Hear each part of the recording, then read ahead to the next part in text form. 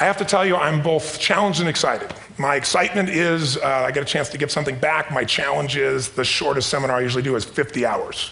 And I'm not exaggerating. I do weekends, and what I do more than that, obviously, coach people, but I'm into immersion, because how'd you learn language?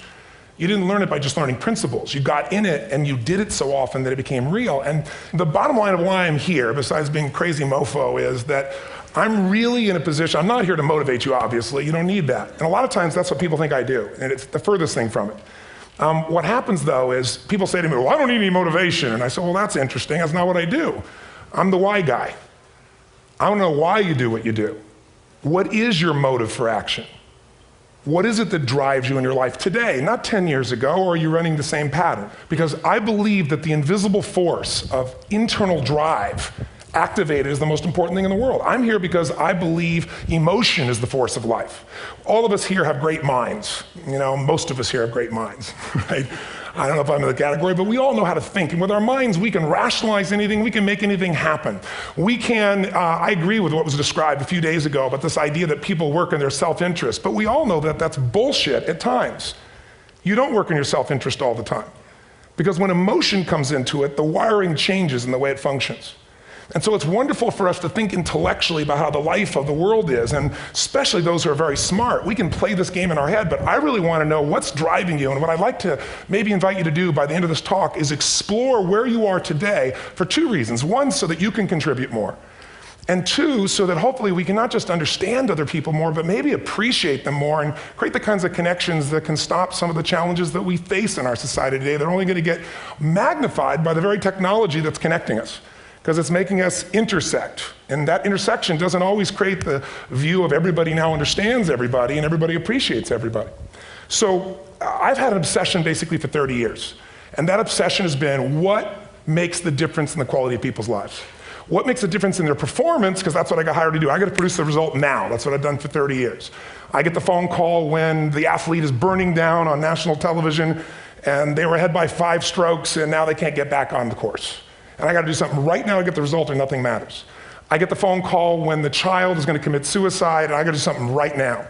And in 29 years, I'm very grateful to tell you I've never lost one in 29 years. It doesn't mean I won't someday, but I haven't done it. And the reason is an understanding of these human needs that I want to talk to you about.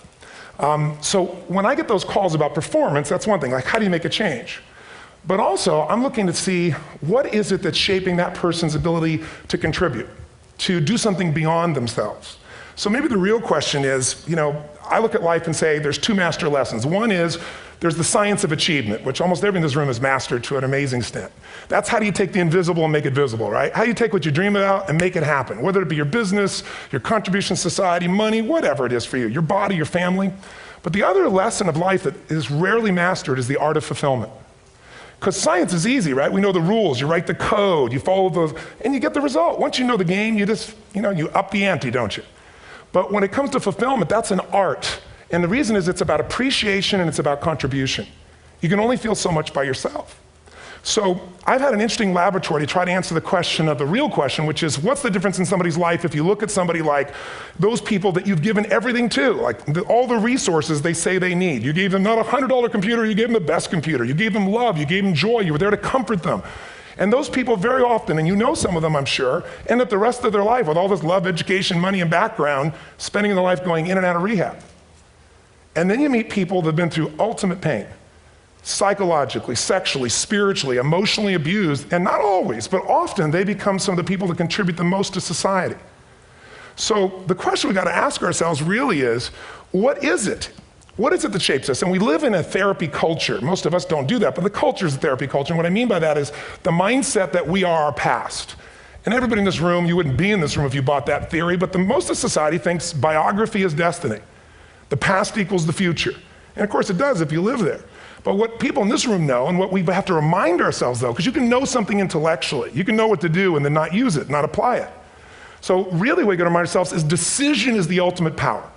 That's what it really is. Now, when you ask people, have you failed to achieve something? How many have ever failed to achieve something significant in your life? Say, I. Thanks for the interaction on a high level there. But if you ask people, why didn't you achieve something? Somebody who's working for you, or a partner, or even yourself, and you failed to achieve a goal, what's the reason people say they failed to achieve? What do they tell you? didn't know enough, didn't have the knowledge, didn't have the money, didn't have the time, didn't have the technology. You know, I didn't have the right manager. Didn't have the Supreme Court.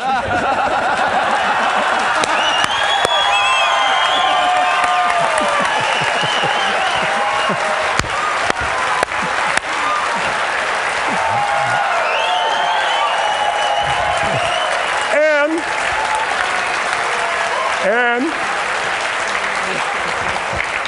what do all those, including the Supreme Court, have in common? They are a claim to you missing resources. And they may be accurate. You may not have the money. You may not have the Supreme Court. But that is not the defining factor.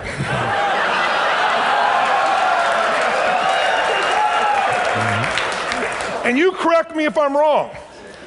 The defining factor is never resources, it's resourcefulness. And what I mean specifically, rather than just some phrase, is if you have emotion, human emotion, something that I experienced from you day before yesterday at a level that is as profound as I've ever experienced, and if you'd communicated with that emotion, I believe you would have beat his ass and won.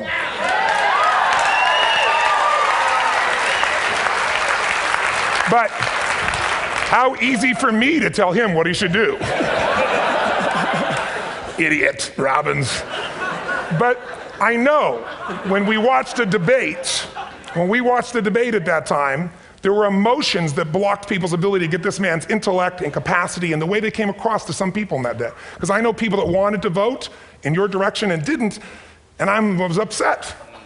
But there was emotion that was there. How many know what I'm talking about here? Say I. So emotion is it, and if we get the right emotion, we can get ourselves to do anything. We can get through it. If you're creative enough, playful enough, fun enough, can you get through to anybody, yes or no?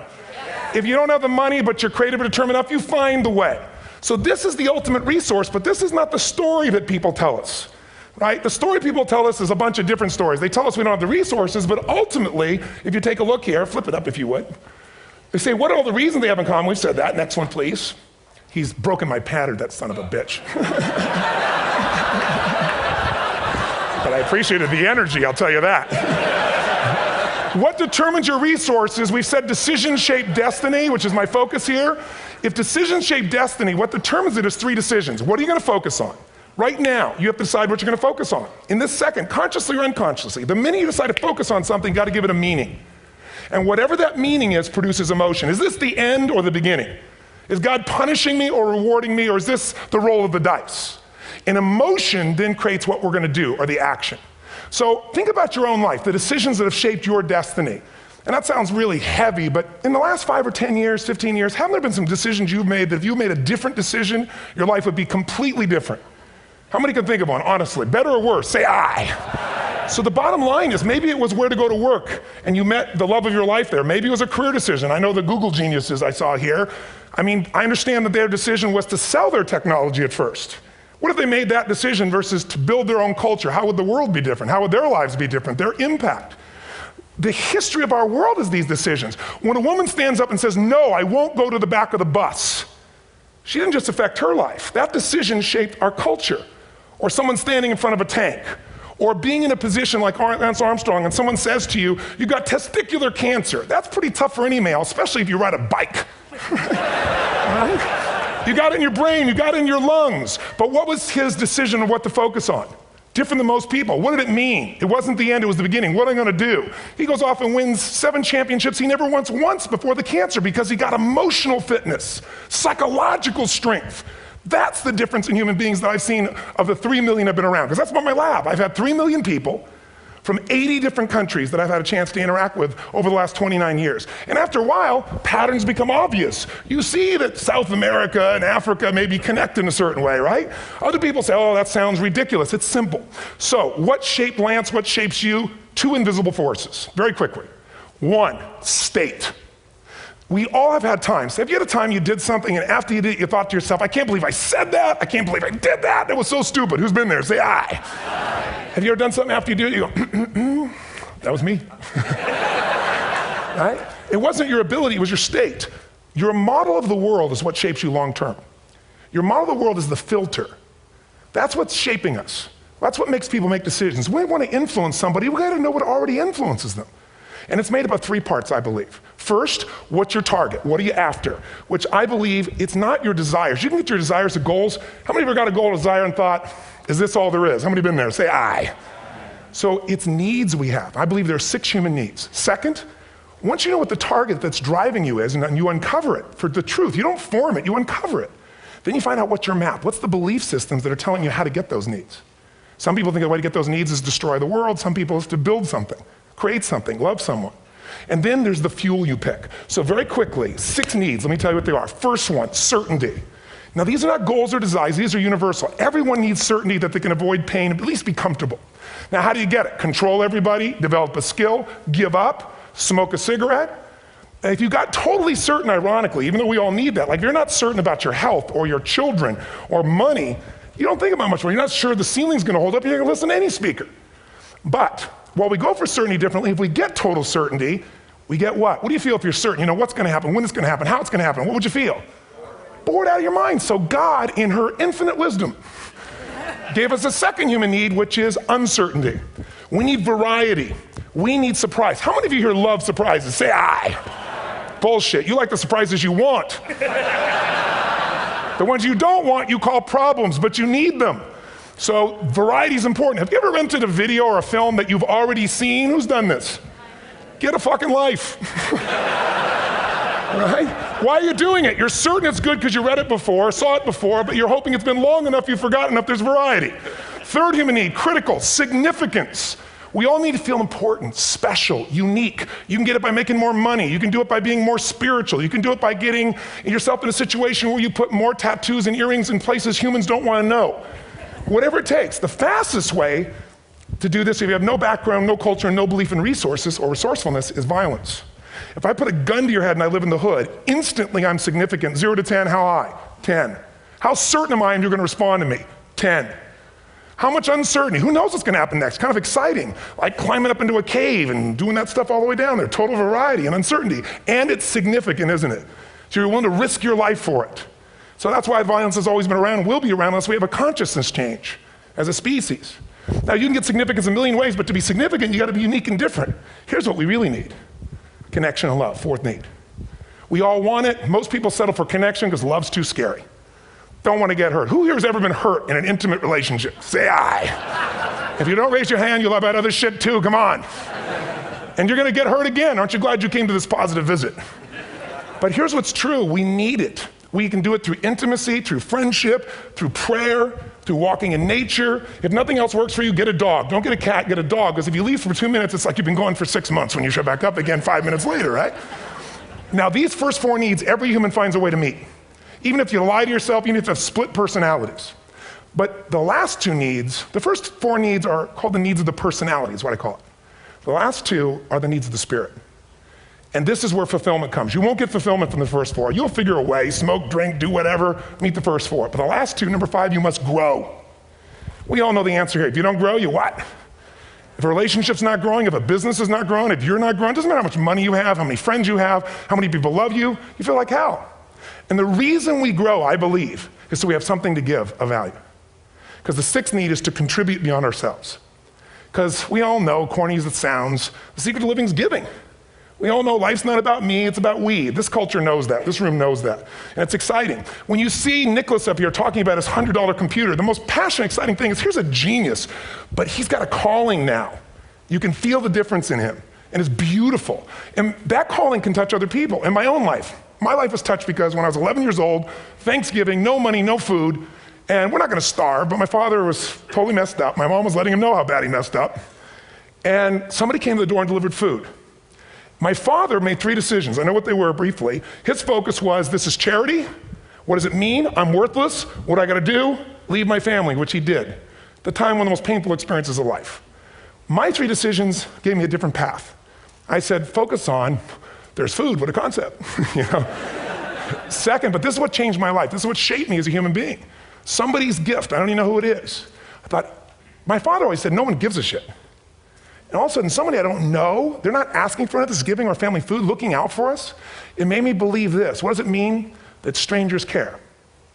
And what that made me decide is if strangers care about me and my family, I care about them. What am I gonna do? I'm gonna do something to make a difference.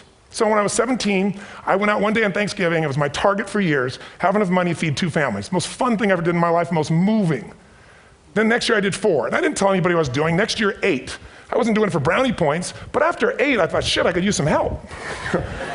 So sure enough, I went out, and what did I do? I got my friends involved, and I grew companies, and then I got 11 companies, and I built a foundation.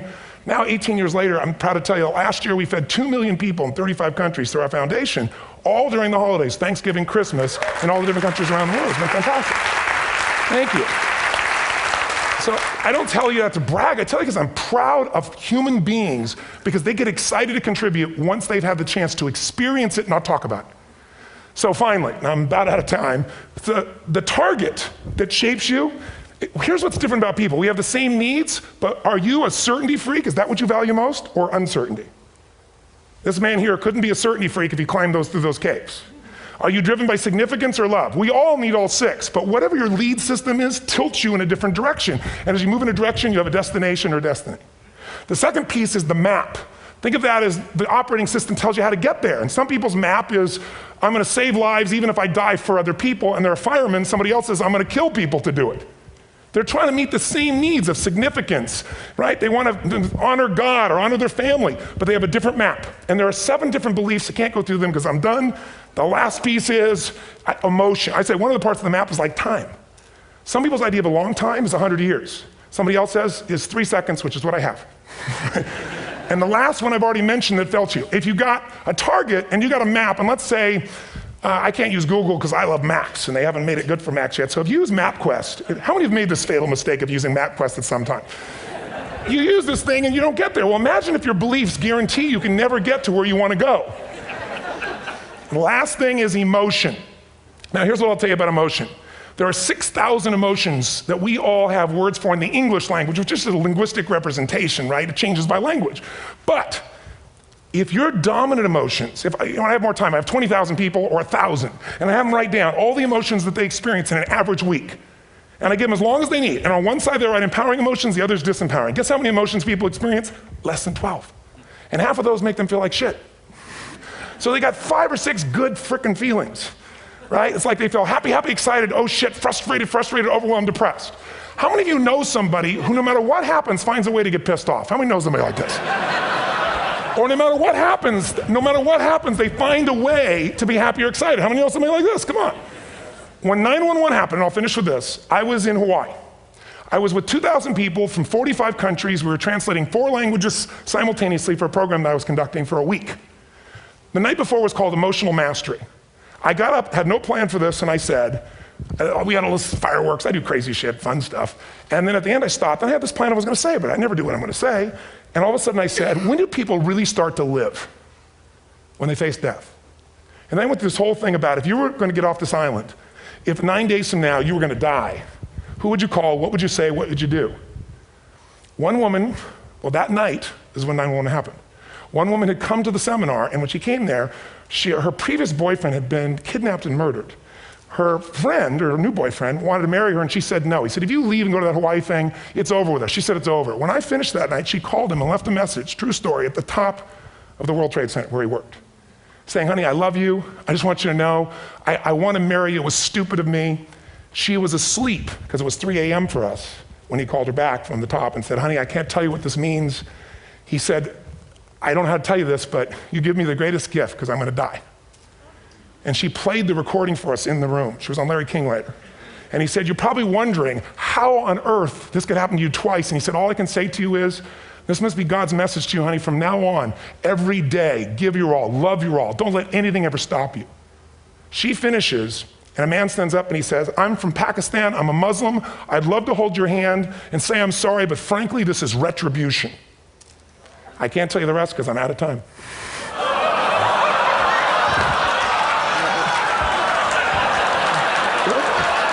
Are you sure? Finish the story. 10 seconds.